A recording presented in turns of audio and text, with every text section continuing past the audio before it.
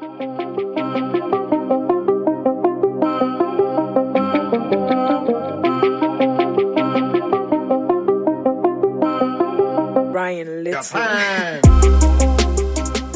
guys, so today we're going to try to install the backup camera on the 2005 CLK320.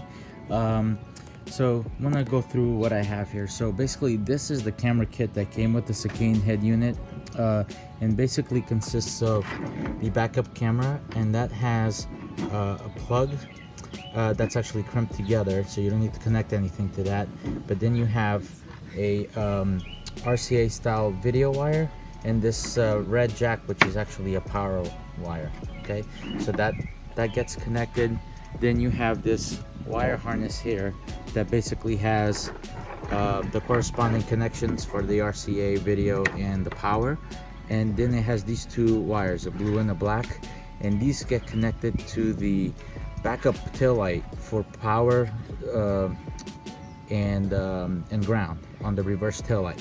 So that's basically the trigger that powers up the camera and basically starts the signal.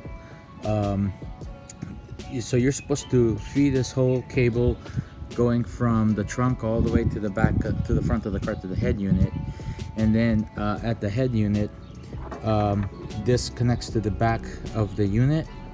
That's the RCA video, and then you have to connect these three wires, which is accessory 12 volt, an accessory ground, and then you have this wire that connects to the back of the unit as well, that gives you your signal and your video signal to basically know that the camera is on and switch to video.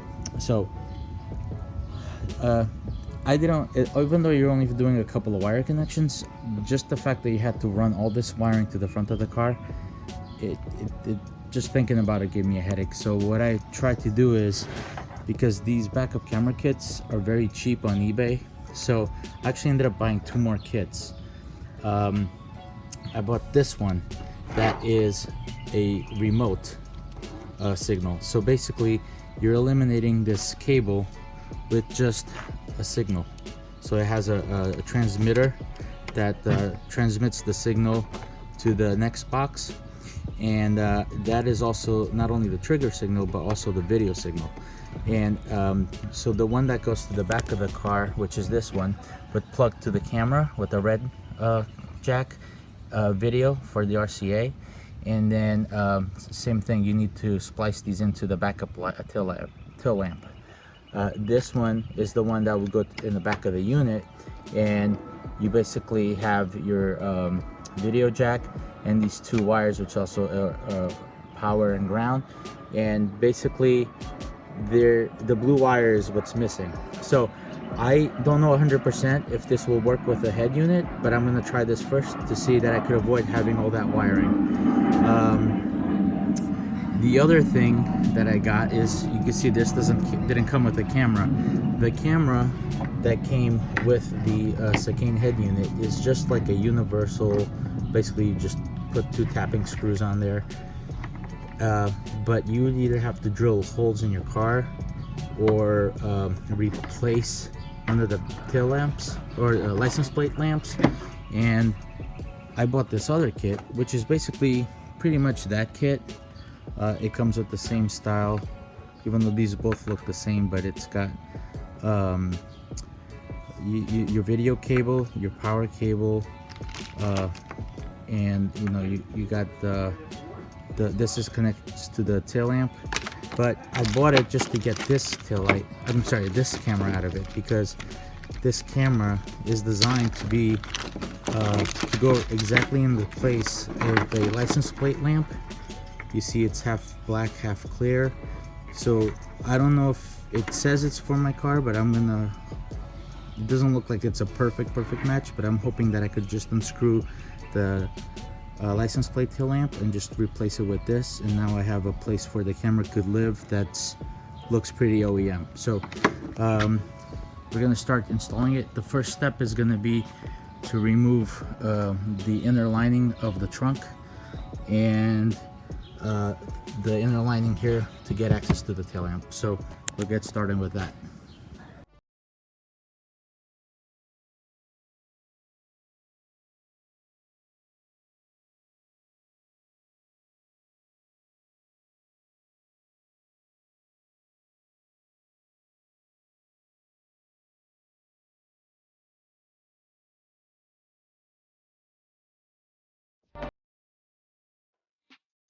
Okay, so removing the trunk liner is pretty straightforward. It's pretty much secured with all these little push pins. So you need to get yourself a removal tool like one of these. Um, the only thing they actually require a real tool for is this. This is the plastic plate that goes here on the striker, and that's held on with two T20 Torx screws. So you'll need one of those, and just be careful when you remove it because there's some of these are kind of hidden, and you got to remove the two that are on the side here of the trunk support arms on both sides, and then you're gonna have to disconnect this connector that plugs into the interior dome light, or actually that's the safety light, but that's, other than that, pretty straightforward. Now we're gonna remove the liner here. I'm gonna go, since I plan on installing the camera on the right side light right here, plan on running the wiring through here. So although there's an access panel here to get to the taillight wiring, I still need to run the wires hidden so I could come up this way. So I'm gonna see if I could fish it with my hand. If not, I'll remove the panel. So let me try fishing the wires first, and we'll take it from there. All right, so I unplugged the connector for the taillight here. You just got to squeeze these two tabs. It's like a vertical connector like that. You just got to squeeze these two tabs to pull it out. So I'm gonna need to figure out which one of these is the reverse wire, but I need somebody to help me with that. Somebody has to put the car in reverse inside, so I'm gonna save the actual connection for last. But I think I could actually feed the wire through here with my hands to get it to come out through there, and then I'm gonna probably tape it on the inside of this shroud for this arm here and bring the wire right up. So I think the first step is to wire in some longer leads into these two connectors, because obviously they're pretty short, and take it from there.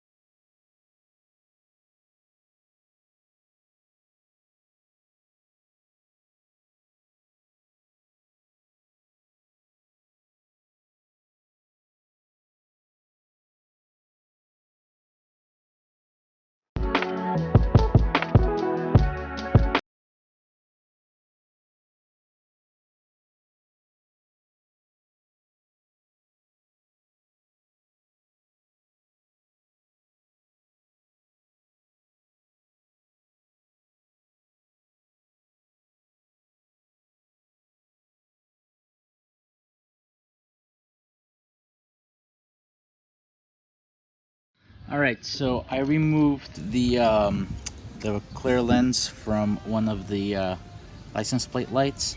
It just held on with these two screws. And it looks like the way this works is the actual lens is what has the carrier for the bulb. So the bulb snaps onto these two plastic clips on here, and basically there's a positive and negative terminal there that kind of clip around these the metal parts of the bulb here. And so to replace a bulb, if you ever have to replace the bulb on your license plate, it's actually done from the outside. What I'm worried about now is I see the shape of the camera cover is completely different from the factory light. The only good thing is the mounting holder match. The overall width matches, but this is a lot thicker, and you can see it's got like a sharp corner and then a round corner, whereas this is kind of just, you know, the same on both sides. Actually, it's a little bit bigger radius here, but it's still not the same size. It does have the carrier for the bulb, and that's the other problem is that you see how shallow that is. These tabs are not that long compared to this. They're very long, so when you try to connect them, the bulb will engage, but there'll be a big air gap all the way around, so it won't be forming a tight seal. So now I'm debating whether to use this camera at all or keep this on there and just mount the older camera right over the top of this. So I'm gonna kind of see what my options are and make a decision. Okay, so to determine which wires are powering the backup camera, I removed the inner part of the tail lamp. So this, basically all you gotta do to remove this is obviously open your access panel, unplug the connector by squeezing the sides, and then all you gotta do is squeeze these tabs like this and basically pop it out. That's all there is to it. So looking at the tail lamp bulb assembly, right? So what you can see is in the back here where the connector is, the pins are actually numbered 1 through 7. You can see there they're numbered 1 through 7, and what I did was I just followed. So 1 is at the top here, so 1 and 2, which by the way on this side there's nothing going to 2, but that goes to the parking light. The third one, if you follow it, goes to the backup light, so basically that's the one we need. And then the fourth one, if you follow the path, goes to the blinker, and then the sixth one goes right to the brake light. And then if you see these, all of these large areas around the bulb, that's all ground, and if you follow those, that goes into the 7th one. So basically you could determine that the 7th connector is the ground and the 3rd connector is the backup light, which is what we need. And when we look at our connector, it connects like this. So number 7 is the brown wire, so that's our ground, and number 3 is the gray and yellow, so that's our backup lamp wire. So those are the two we have to splice into.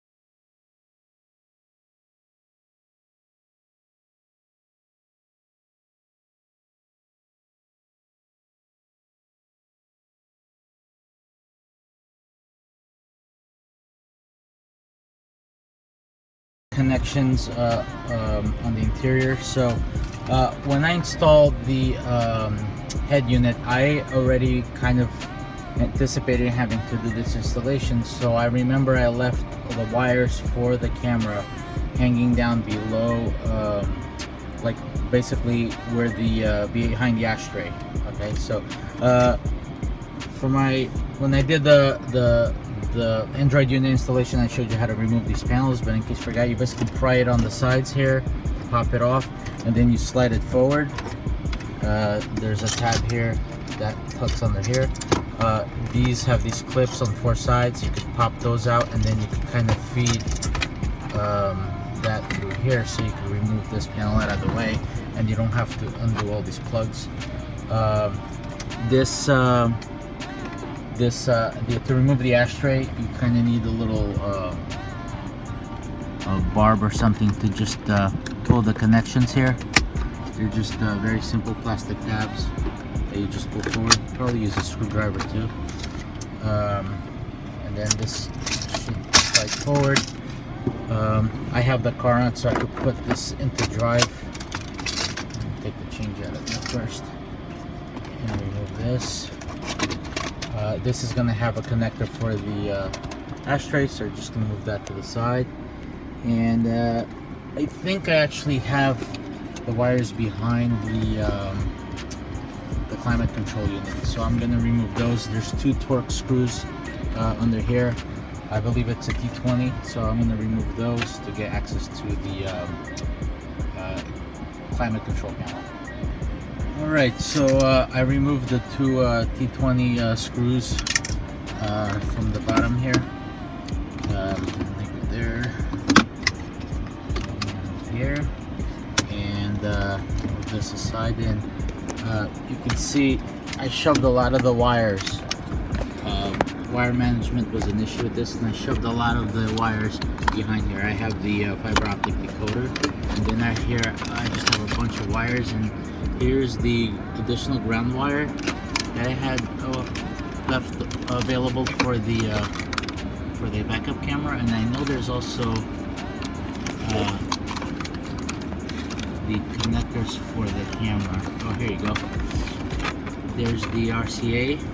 See the yellow one, and I believe there's also auxiliary wire. So I just got to keep digging and get those kind of pulled out enough that I could do my connections with the little remote unit. Alright, so I fished out the wires. I was able to find it. So there's the video RCA cable, and here are the positive and negative wires that I need to connect to the unit. So the looks like I'm not going to need all this cable.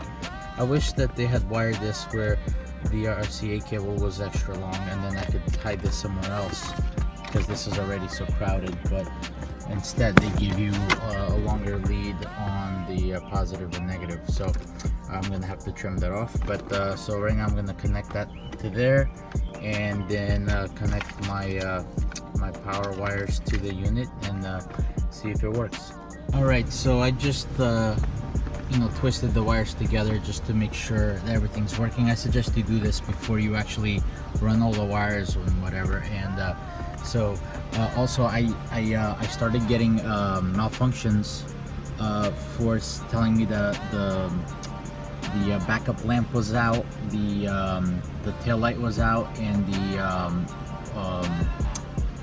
license plate light was out. So I'm like, maybe I somehow tapped that brown wire. Maybe it was a CAN bus wire, but I don't think so. I think that brown wire was just the regular ground wire. But I mean, I guess all the ground wires are CAN bus in these cars. But when I connected this end of the unit, it all seemed to close the circuit, and now I'm not getting any malfunctions. So that's really good news. And then so if I put the car in reverse, there's the backup camera working. You can see the image is not the greatest. By the way, that's not mounted yet, so that's just sitting on my bumper. It's a little bit fuzzy, and that's expected because you are getting a radio signal instead of a hard wire. So if that's an issue for you, for the 10 seconds that you back up, you definitely would want to do the hard wire, and obviously you would have to find a way to bring that wire all the way up through the console or underneath the doors, underneath the dashboard, all the way to the back of the unit. So right now I don't have to do this. I basically had this little unit. I connected the RCA cable, accessory power, and accessory ground, and that's it. You're done. You don't have to run any wires to the back. So now I just gotta do make these soldered connections and trim these wires, and try to fit everything neatly back into the car, or underneath the thing, and put my panels back, and then we'll move back to the rear end of the car to get the camera installed. By the way, I also tried both cameras, and the biggest difference seemed to be that this one, which is the one that doesn't have the lens included, shows things closer. The other one shows, like that car in the back, it seems to be farther away, which I don't know if I like that, because especially it's a backup camera, so it should be able to tell you, get you a better idea of distance than this one. As far as resolution, they're about the same, so now one has better resolution over the other. So let's continue. Alright guys, so what I've decided to do is not install the camera in the place of the license plate lens, and the reason why is, other than the fact that I would lose a license plate bulb, is the fact that I would have to feed these two RCA cables through that hole. So you're talking about not a small feat. Now you have to drill a hole that's at least 3/8 to a 1/2 inch diameter, and the only way to do that through the actual light would be to make it inoperable. Basically just, drill a big hole in the back of the housing, and then you would have something that might not be watertight as well. So on second thought, I'm thinking of drilling a hole right here. There's this panel here, I have access to the inside. Just drill a clean round hole with the step drill, mount the lens here with some sheet metal self-tapping screws, and run the wires that way. So because of that, I'm decided to use the original lens that came with the unit, not the one I bought, that is supposed to take the place of the license plate bulb. So I'll mount on there something like that, and he'll also I've noticed that if I mounted it here, it would be in the way of the license plate if ever I had to remove the license plate, but I think this will be the best and most watertight connection I could do, so that's what I'm going to go with.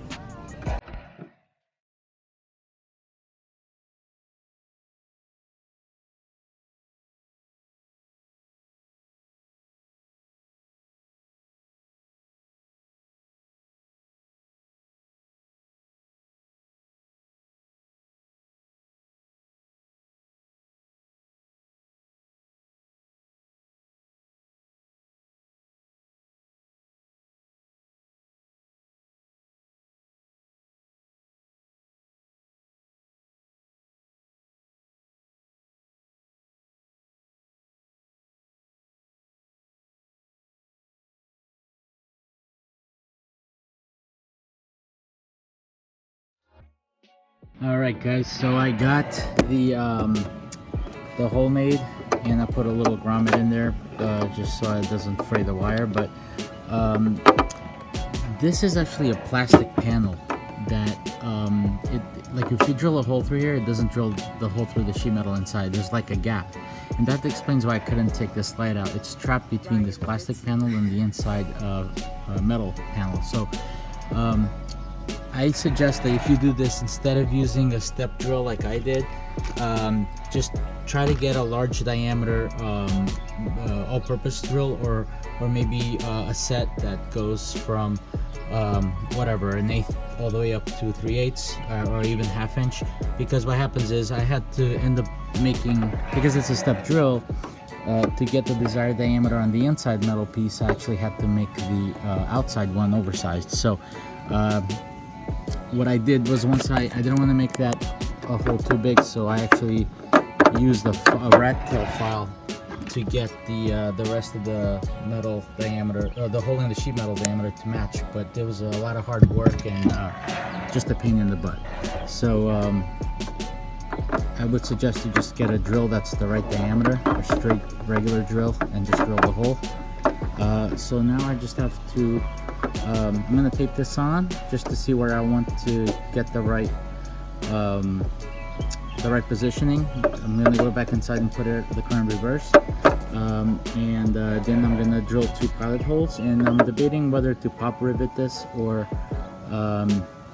have a remember, this is plastic, so I don't care if it rusts, because it won't rust. So I'm thinking of using an aluminum pop rivet. Yeah, next step is to just tape that on and go back inside the car and see if the position.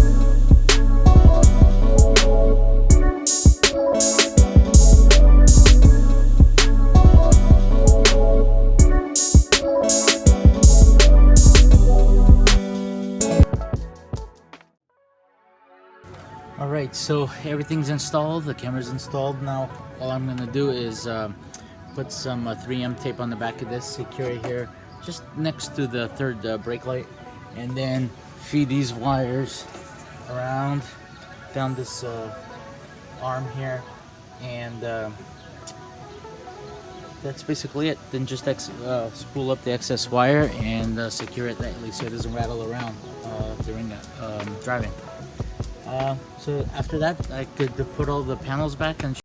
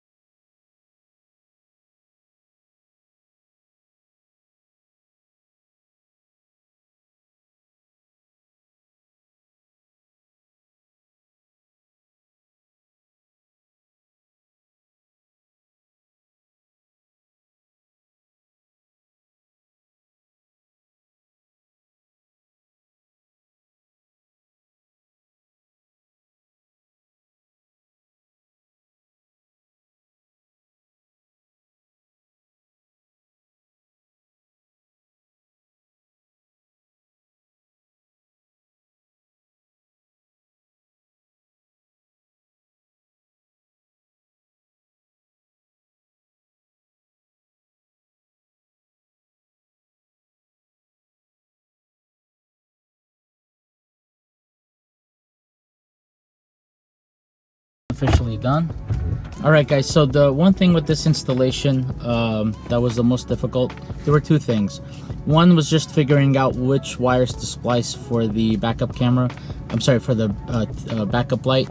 And the reason is I unplugged the connector to get a signal. When you unplug the connector, your voltmeter doesn't get any voltage. So you basically have to leave the tail lamp assembly on with the connector on and use your multimeter there. Or voltmeter. That's not what I did. I unplugged it, but actually I'm glad that I disconnected the housing, because then I was able to exactly just trace, you know, this connector goes to this bulb, this connector goes to that bulb.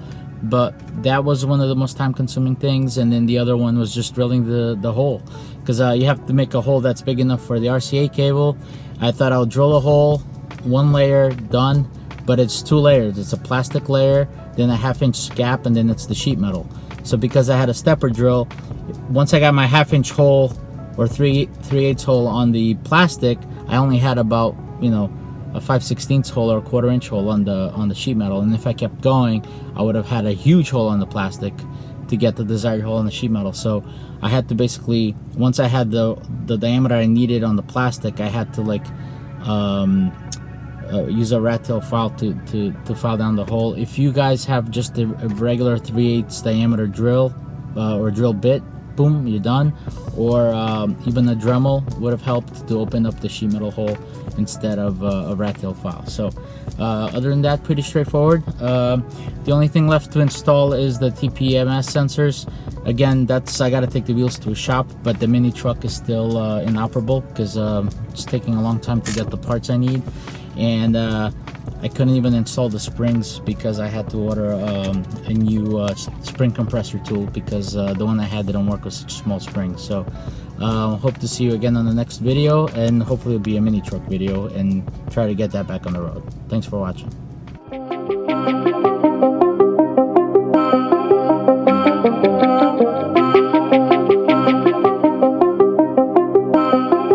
Ryan Little.